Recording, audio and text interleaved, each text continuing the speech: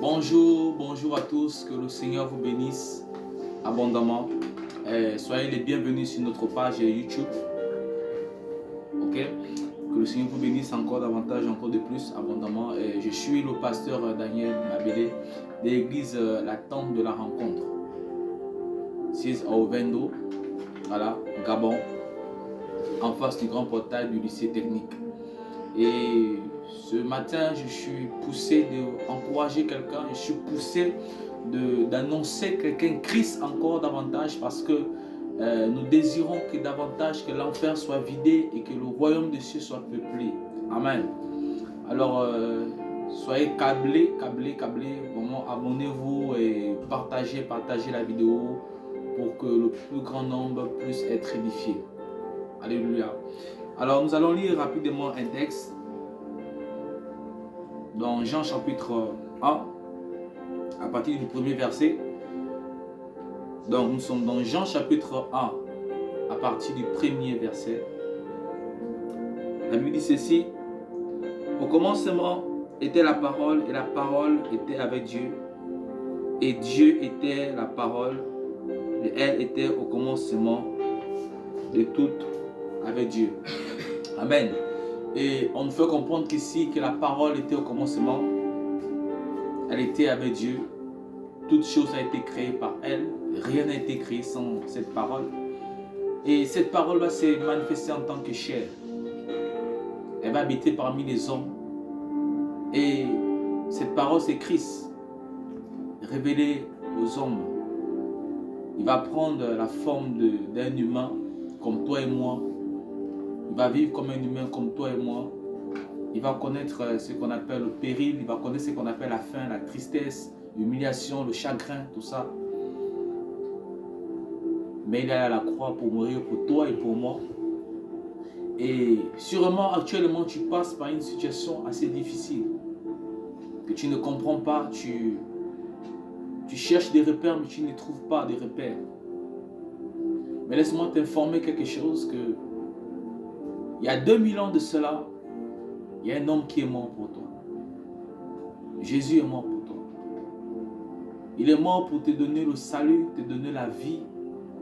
Il est mort pour te racheter. Cette parole s'est faite chair. Cette parole s'est faite chair.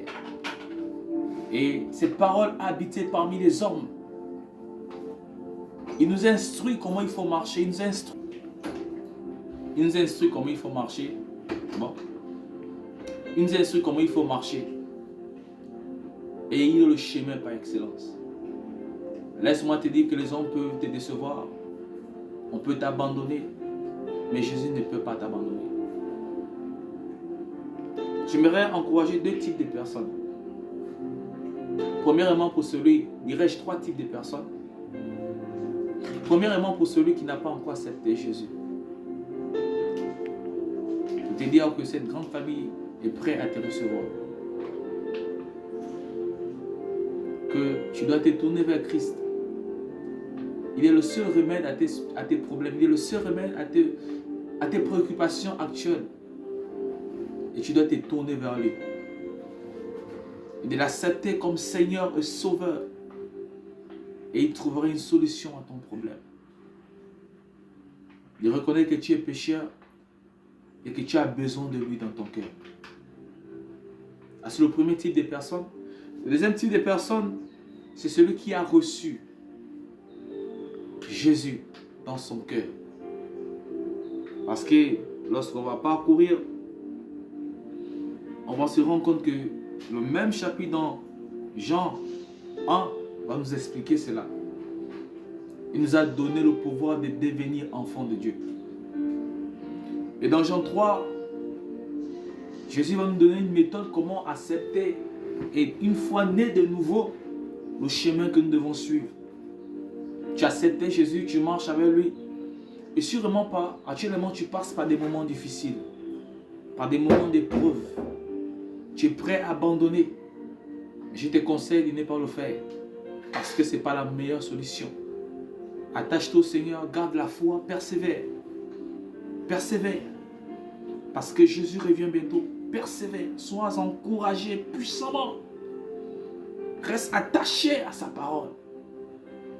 Parce qu'un jour, tu serais dans la gloire avec l'Éternel. Dans cette gloire. Et le troisième type de personne,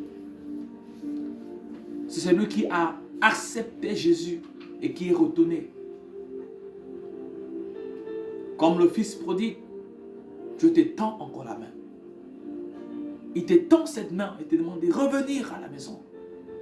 Il te demande de revenir à lui. Parce que un chien vivant vaut mieux qu'un lion mort. Ça veut dire quoi? Que aussi longtemps que nous sommes vivants, il est possible de revenir à Dieu. Il est possible pour toi de revenir à Dieu de tout ton cœur. Et Dieu va te restaurer comme le fils prodigue. Nous n'avons plus de temps, nous devons prêcher l'évangile, nous devons annoncer le royaume des cieux. Dieu veut te compter parmi ces héros qui vont se lever pour annoncer ce royaume. Parce qu'il est la parole. Il est prêt à te donner cette mission, il est prêt à te confier cette mission. La seule chose qu'il désire présentement, c'est que simplement tu t'abandonnes à lui et que tu lui fasses confiance. Que tu lui fasses confiance. Ensemble, j'aimerais qu'on puisse prier. Là où tu te trouves, je veux simplement que tu puisses baisser ta tête. Et que si tu n'as pas encore accepté le Seigneur, commence à le faire, commence à confesser Jésus tes péchés. Si pour toi qui acceptes le Seigneur, tu sens comment dans ton cœur un découragement qui t'amène à vouloir abandonner, commence à demander Dieu pardon. Commence à demander Dieu pardon. Pour toi qui es tombé, commence à dire Seigneur, je veux revenir à toi. Dis au Seigneur Jésus, je veux revenir à toi. Et pendant que nous allons prier, la présence de Dieu va descendre. Ce serait tellement forte qu'elle va te restaurer. Et tu vas ressentir pour toi qui n'as pas encore accepté le Seigneur Jésus, une présence de Dieu qui va descendre. Tu vas ressentir une paix dans ton cœur pendant que tu vas commencer à confesser ton péché.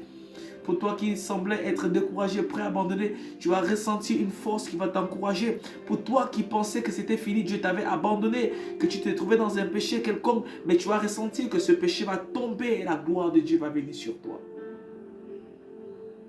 Simplement croire. Car la foi, c'est de croire, sans pourtant savoir vivre. Je veux que tu puisses croire. Tu vas baisser ta tête. Tu vas faire comme moi, tu vas lever les mains vers le ciel. Et tu vas faire place à l'Esprit de Dieu. Commence à faire un vide au-dedans de toi. Et demande-lui de rentrer dans ton cœur. Seigneur, je prie pour cet homme, pour cette femme qui t'a pas encore accepté. Je prie que la présence de Dieu descende sur elle. Elle a confessé ses péchés. Elle a décidé de marcher avec toi. Restaure-la. Restaure-le. Que le Saint-Esprit lui soit accordé, Seigneur, comme le jour de la Pentecôte.